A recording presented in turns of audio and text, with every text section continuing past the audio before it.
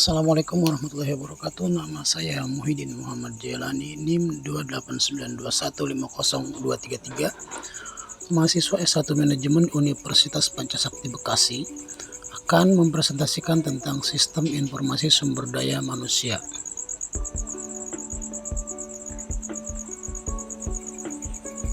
Sistem Informasi Sumber Daya Manusia meliputi tingkatan manajemen menengah dan tingkatan manajemen atas. Dalam tingkatan manajemen menengah, ada yang dilakukan yaitu sistem kontrol sumber daya manusia.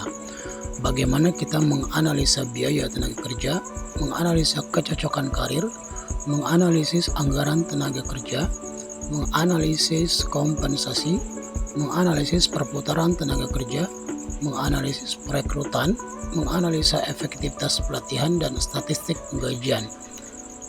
Itulah tadi sistem kontrol di Sistem Informasi Sumber Daya Manusia tingkat manajemen menengah.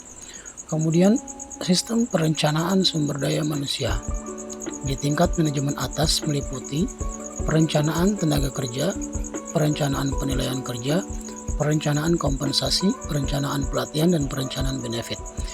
Terlihat pada slide yang saya munculkan di sini yaitu bahwa tingkat manajemen atas yang dilakukan oleh seorang kepala Departemen Sumber Daya Manusia atau diduduki oleh jabatan seorang manajer, tugas yang dia lakukan adalah membuat perencanaan sumber daya manusia.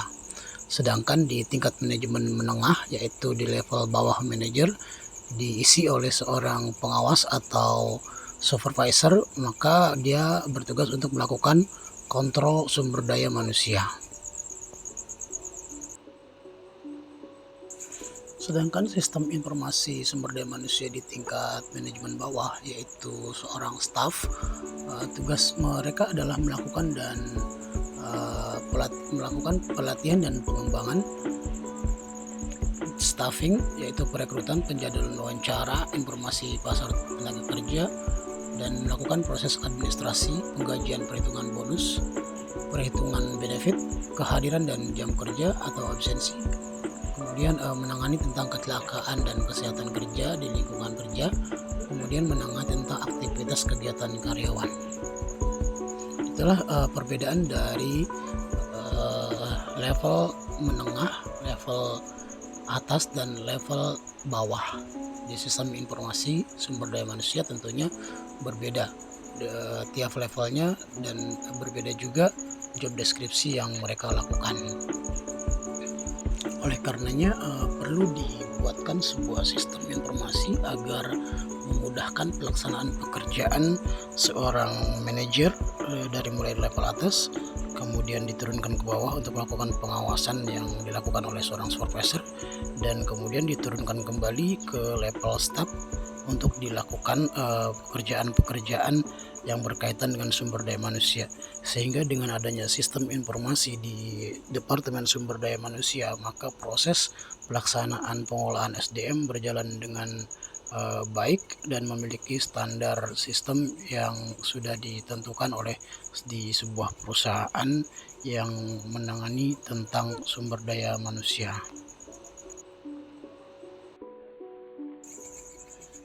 Berikut ini adalah alur proses basis data di sumber daya manusia, yaitu pertama input dari sumber daya manusia, data eksternal, terus data internal pemasaran, dan sistem informasi akuntansi.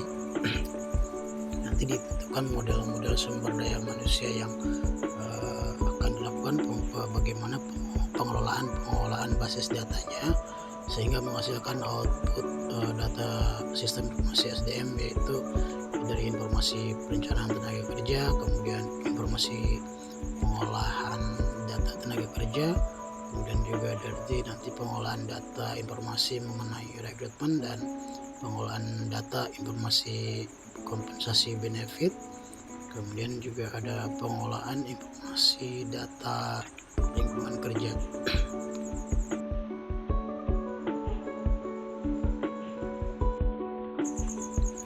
Pada tabel berikut ini kita munculkan ya siapa saja pemakai sistem informasi sumber daya manusia yang terintegrasi ke beberapa departemen atau section yang ada di divisi sumber daya manusia atau SDM.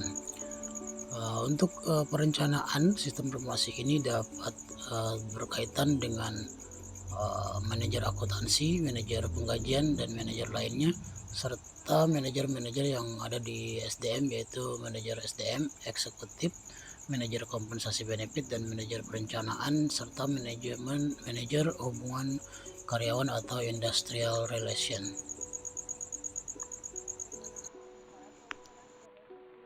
Demikian penjelasan singkat tentang sistem informasi di Departemen Sumber Daya Manusia. Mohon maaf atas segala kekurangan. Wabillahi taufiq wal hidayah. Wassalamualaikum warahmatullahi wabarakatuh. Terima kasih atas perhatiannya.